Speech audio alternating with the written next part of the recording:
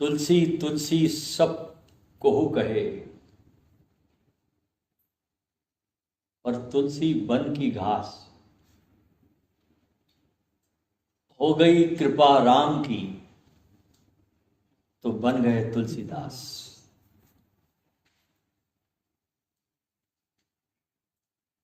ये जो हमारी कलम होती है जिससे हम लिखते हैं,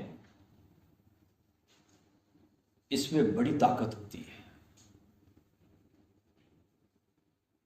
लेकिन ये ताकत आज से ही नहीं है, ये बहुत प्राचीन काल से है। ये कलम एक आम आदमी को संतों की श्रेणी में रख देती है। भक्ति, भाव और कलम, ये तीन मिल जाए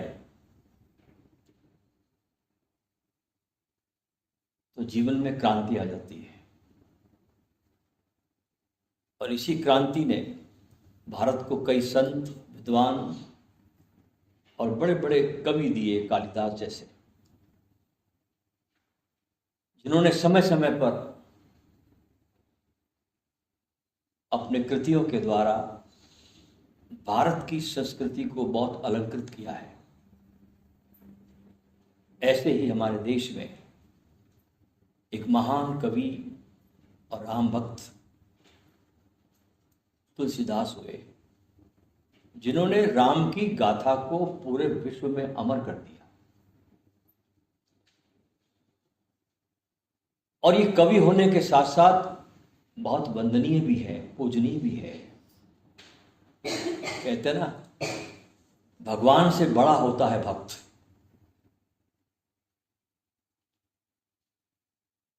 रामचरितमानस की कुल जब रचना हुई तो इस ग्रंथ को पूरा होने में 2 वर्ष 7 महीने और 25 दिन लगे। गोस्वामी जी को इस ग्रंथ को लिखने की प्रेरणा भगवान शंकर ने दी। उनकी प्रेरणा से ये कार्य शुरू हुआ और इतना समय इसको लगा। इसमें 7 कांड है या 7 सोपान है। कैसे सोपान है ये? बालकांड, अयोध्याकांड, अरण्यकांड, किष्किंधाकांड, सुंदरकांड, लंकाकांड और उत्तरकांड। अच्छा, राम की ये गाथा जो है, ये पूरे विश्व में लोकमानस में बहुत लोकप्रिय हुई है। हम देखते हैं कि भारत में हर साल रामलीला होती है। इस पर लाखों करोड़ों रुपए खर्च होता है। आजकल के थोड़े बहुत जो पढ़ लिख लोग लेते हैं वो कहते हैं ये फालतू की बात है, लेकिन उनकी समझ थोड़ी सी उथली है। ये फालतू की बात नहीं है, ये देश में संस्कारों के बीज डालने की बात है। और रामचरितमानस भारत और दुनिया के देशों में ये गाई जाती है, अकेले भारत में नहीं गाते, क्योंकि राम का जो चरित्र है बहुत यथार्थ है और ये जनमानस को बहुत करीब से छूता है। करीब पूरे संसार में जहां तक खोज हुई है 265 रामायण के ग्रंथों का संदर्भ आता है, वर्णन आता है। इसमें से कुछ रामायण को हम जानते हैं, कुछ के अनुवाद हुए, जैसे अध्यात्म रामायण, वाल्मीकि की रामायण जो संस्कृत में है, आनंद रामायण, अद्भुत रामायण ये भी संस्कृत में है, रंगनाथ रामायण ये तेलुगु में है, कवियत्री मोल्डा रचित मोल्डा रामायण ये भी तेलुगु में है, रामकेर ये कंबोडिया भाषा में है, तुलसीदास की जो रामचरितमानस है ये अवधी भाषा में है, कंबन की जो रामायण जिसे हम कंब रामायण के नाम से जानते हैं ये तमिल भाषा में है, कुमारदास की जानकी हरण ये संस्कृत में है, मणिराज कथाओं की ये सिलोन की सिंहली भाषा में है, किरस पुष्पा की ये काव्य दर्शन जो बात है ये तिब्बत के भाषा में है, रामायण काकाविन ये इंडोनेशिया की भाषा में है। हिकायत श्री राम ये मलेशिया की भाषा में है रामायण। रामबत्थु वर्मा ये वर्मा की भाषा में है रामायण। रामकीर्ति री आमेकर कंपूचिया के भाषा में है। तेरानो यसूरी की होबुत्सु जापानी भाषा में है। फलक फलाम राम जातक ये लाओस की भाषा में है रामायण। भानुभक्त कृत रामायण नेपाल की भाषा में है। ऐसे कई रामायणों का पूरे विश्व में अनुवाद किया, इसका वर्णन मिलता है। सूफी संतों में भी बड़े मजे की बात है कि इस रामायण का जिक्र मिलता है। एक सूफी फकीर हुए जिसका नाम था शेख सादी, उनकी भी रामायण है, दास्तान राम सीता, उन्होंने भी लिखा है। तो ऐसे फिलीपींस में, चीन में भी रामायण का जिक्र मिलता है जिसका नाम है दशरथ कथानम। ये चीनी भाषा में ये रामायण लिखी गई है। और ये लिस्ट बहुत लंबी है दोस्तों, 265 के आसपास रामायणों का जिक्र मिलता है। इसमें आपको अंदाजन हो गया होगा इतनी ग्रंथों को जानने के बाद में कि जिस राम के गुणगान हम गा रहे हैं ये मनुष्यता के कितने बड़े शिखर होंगे। असल में तो हम अपनी विरासत को बहुत भूल गए हैं। हमको सिर्फ विदेश की चीजें याद आती है। हमारे देश ने जो ऊंचाइयां छुई, जो हमारी विरासत है, इस पर हम ध्यान नहीं देते। इसकी तो हमें कोई कीमत ही नहीं है। मनुष्य ने जितने भी सपने देखे हैं इस धरती पर, उसमें राम सबसे ज्यादा सुंदर सपना है, सबसे प्यारा सपना है। जब विश्वामित्र राम को लेने गए, जंगलों के अंदर राक्षसों का, रावण की सेनाओं का बड़ा आतंक था। लूट लेते थे, लड़कियों को उठा कर ले आते थे, बलात्कार करते थे। बहुत खौफनाक मंजर था जंगलों में। अयोध्या की सीमा को छोड़कर बाकी सब तरफ उपद्रव था। तो विश्वामित्र जब राम को लेने गए तो दशरथ ने कहा विश्वामित्र से, इसे क्यों ले जा रहे हो?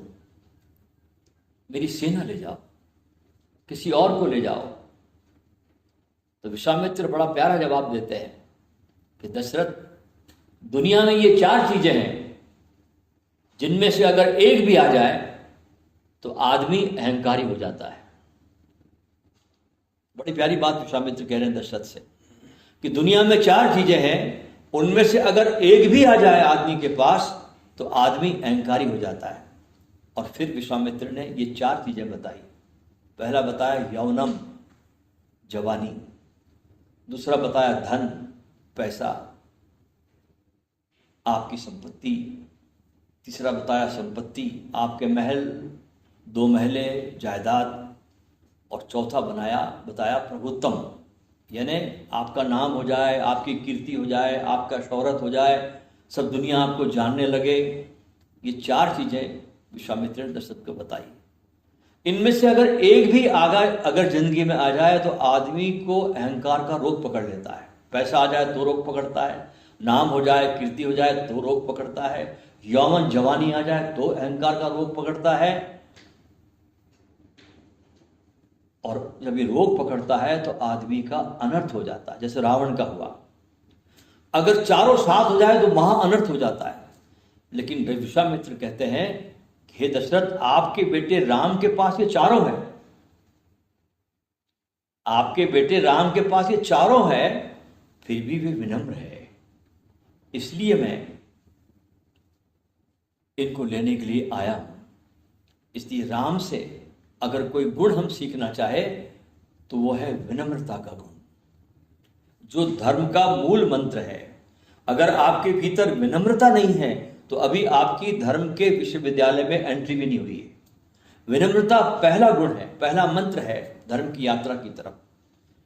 अब देखिए, राम है तो क्षत्रिय, लेकिन मस्तिष्क कैसा है? तपस्वी के जैसा। देखिए उनकी तपस्विता का उदाहरण। एक किसी कार्यक्रम के सिलसिले में राम लक्ष्मण उत्साह से भरकर मिथिला से अयोध्या आ रहे हैं और अचानक रास्ते में एक सेवक ने आकर कहा कि युवराज, आपको दशरथ याद कर रहे हैं। राम लक्ष्मण दोनों कमरे में पहुंचे, तो देखा कमरे में अंधेरा है और पिता बैठे हैं गमगीन। राम ने कहा पिताजी क्या बात है? पिता ने कहा बेटा कि तुम्हारा कल राज्याभिषेक नहीं हो पाएगा और कल तुम्हें वन जाना है 14 साल के लिए। अपनी पत्नी को लेकर 14 वर्ष के लिए वनवास चले जाओ। राम ने एक शब्द नहीं बोला, इतने कहा जी पिताजी जो आज्ञा। आज के युग में किसी बेटे को बाप बोले कि बेटा घर से बाहर निकल जाओ, तो बेटा पूरी कोशिश करेगा कि बाप को ही घर से बाहर निकाल दे, खुद जाने के बजाय। पत्नी से कहा कि तैयारी करिए, सुबह वनवास को चलना है, 14 वर्ष के बाद आएंगे। अब माता कौशल्या ने राम को बुलाया। मां को लगा कि बेटे को धक्का तो नहीं लगा, क्योंकि राज्याभिषेक देखिए, कंडीशन देखिए आप, अब उसकी स्थिति देखिए कि सवेरे राज्याभिषेक होने वाला है, अचानक ऑर्डर मिल गया वनवास जाने का 14 साल तक। हम होते तो क्या करते? कितना उपद्रव करते हम, कितना नौटंकी करते, कितने झगड़े करते हम। लेकिन यहां शहर से स्वीकृति मिल गई, शहर से राजी हो गए। मां को लगा कि कहीं बेटे को धक्का तो नहीं लगा। भगवान की मां है, लेकिन मां तो मां है ना, चाहे किसी की भी मां हो। और दुनिया में भगवान से कौन बड़ा है? तो भगवान से बड़ी है मां, जिसने भगवान को पैदा किया। मां ने पूछा बेटा क्या हुआ? मां को सब पता है। तो राम ने ये नहीं कहा कि मुझे जंगल भेज दिया, भरत को राजा बना दिया, मेरा क्राउन छीन लिया। कोई शिकायत नहीं, कितनी पॉजिटिविटी। कैकेयी के पास तो जाकर ये कहा, जिसने वनवास के लिए कहा था उनको, कि मां वनवास के लिए अभी निकलना है या सवेरे निकलना है। ये जाके कैकेयी से पूछा। जीवन की हर परिस्थिति में पॉजिटिविटी, विधायकता की ये बात और गुण हमें राम से सीखना चाहिए। कौशल्या पूछती है बेटा क्या हुआ? राम ने कहा मां मुझे पिताजी ने जंगल का राज्य दे दिया। छोटा मोटा राज्य के लायक मैं नहीं था, तो पिताजी ने जंगल का राज्य दे दिया। मैं जंगल का राजा बन गया हूं, जहां मेरे सारे बड़े काम प्रतीक्षा कर रहे हैं, जो मैं वहां जाकर ही पूरा कर सकता हूं। जरा आप सोचिए, जरा विचार करिए, चिंतन करिए कि अगर राम जंगल नहीं जाते तो क्या होता। राम वन में गए तो बन गए, ख्याल रखना, वन में गए तो बन गए। ये है उनकी तपस्विता।